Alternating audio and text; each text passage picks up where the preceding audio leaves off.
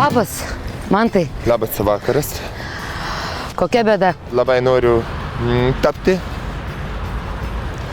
furistu. Jūs norite turėti furisto teisės? Noriu turėti teisės, instruktorius griežtai yra užblokavęs. Prasideda pavadinimai. Tie populiariausi jau tokie yra debilu, išvadina.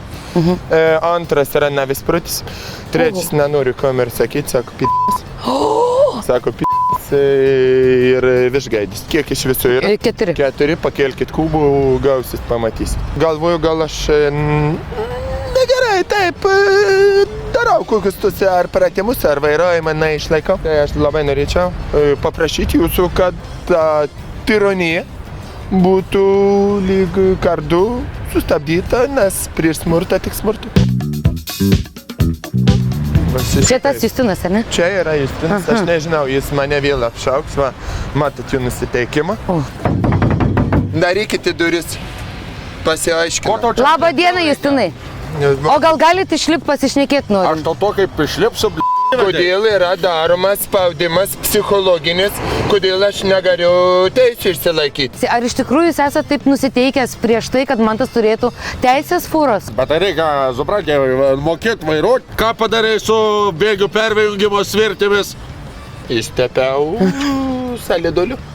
Ką man ten svirtės salidolis? Ataip reikia svirti perjunginėti. Ataip reikia. Ką jisai fūrą vairuos? Rūrą jisai moka vairuoti, ne fūrą. Tavo rūros aš nevairavau. Protai ir neraudonuojate. Aš atsisėdu, aš pasiemu vairą, jūs rėkit ant manęs. Bet tai Justinai, jūs dirbat tokį darbą, esate instruktorius, kodėl jūs taip leidžiat savo žeminti žmogų? Todėl, kad jaučiasi aukščiau kitų. Aš ir esu aukščiau kitų, aš iš fūros kalbu.